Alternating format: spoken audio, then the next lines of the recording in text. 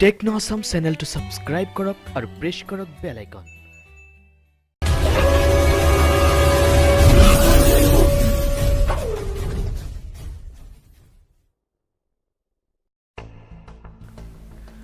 পৃথিৱীৰ দক্ষিণ ফালে থকা বৰফে ঢকা সুবিশাল মহাদেশটি হ'ল এণ্টাৰ্কটিকা মহাদেশ। যুগৰ পিছত যুগ ধৰি এণ্টাৰ্কটিকাৰ বহু জনা নজনা বিষয়ে আজিও বিস্মিত কৰি ৰাখিছে পৃথিৱীৰ মানুহক। বিজ্ঞানীসকলৰ ধাৰণা অনুসৰি প্ৰায় 25 মিলিয়ন বছৰ পূৰ্বে আজিৰ এই এণ্টাৰ্কটিকাৰ সৃষ্টি হৈছিল। 1820 চনত আৱিষ্কাৰ হোৱাৰ পূৰ্বে এণ্টাৰ্কটিকাক দ্বীপপুঞ্জ বুলি ধৰা হৈছিল। আয়তনৰ ফালৰ পৰা এছিয়া, আফ্ৰিকা, উত্তৰ আমেৰিকা আৰু দক্ষিণ আমেৰিকাৰ পিছত এই মহাদেশৰ অৱস্থান। এণ্টাৰ্কটিকা পৃথিৱীৰ পঞ্চম বিশালতম মহাদেশ বুলি জনা যায়। ইয়াৰ মুঠ এলেকা 1.4 কোটি বৰ্গ কিলোমিটাৰ।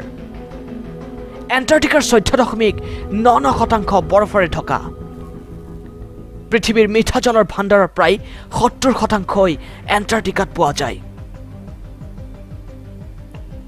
এণ্টাৰ্কটিকাত স্থায়ীভাৱে মানুহে বসবাস কৰিব নোৱাৰে। যিবোৰ প্ৰাণীয়ে ইয়াত বসবাস কৰে তাৰ ভিতৰত পেংগুইন, মাইট, টাৰ্ডিগ্ৰেড ইত্যাদিয়ে প্ৰধান। প্ৰাকৃতিকভাৱে ইহঁতে প্ৰচুৰ ঠাণ্ডাটো জীয়াই থাকিবলৈ সক্ষম।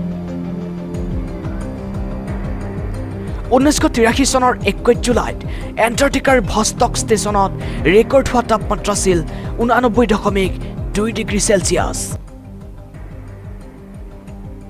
নৰৱেৰ বাসিন্দা ৰয়েল্ড আমুণ্ডছেন দক্ষিণ মেৰুলৈ যোৱা প্ৰথম মানুহ আছিল, যদিও 1979 চনৰ জানুৱাৰী মাহত এণ্টাৰ্কটিকাত জন্মগ্ৰহণ কৰা প্ৰথম মানৱ শিশু আছিল এমিলিঅ' মাৰ্কোপামা। মূলতঃ তেওঁই আছিল এণ্টাৰ্কটিকাৰ প্ৰথম নাগৰিক।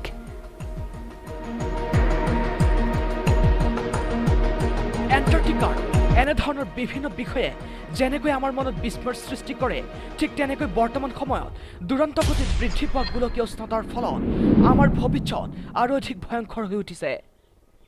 গোলকীয় উষ্ণতা বৃদ্ধিৰ ফলত এণ্টাৰ্কটিকাত থকা বৰফবোৰ ক্ৰমান্বয়ে গলিবলৈ ধৰিছে, যাৰ বাবে এটা সময়ত আমাৰ পৃথিৱীৰ স্থূলভাগ পানীৰ তলত ডুব যোৱাৰ আশংকা কৰা হৈছে।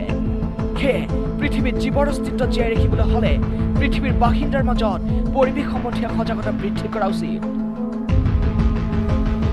এনেধৰণৰ বিভিন্ন তথ্য সম্বন্ধীয় ভিডিঅ' পাবলৈ টেকনো আসাম চেনেলটো অৱশ্যে ছাবস্ক্ৰাইব কৰিব, লগতে লাইক, কমেণ্ট আৰু শ্বেয়াৰ কৰিবলৈ পাহৰি নাযাব।